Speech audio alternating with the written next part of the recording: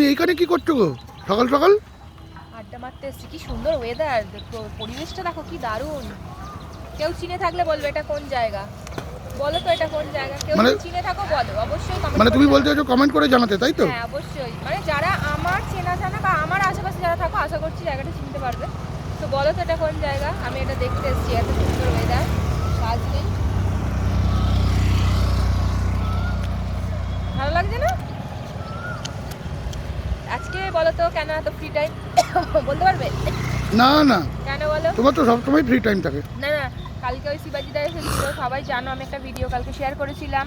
তো শিবাজিদা এসেছিলো, ওই জন্য রান্নাবান্না তো কালকে হয়েই ছিল।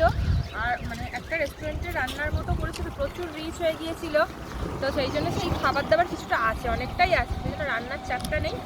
চলো, এত সুন্দর ওয়েদার, সুন্দর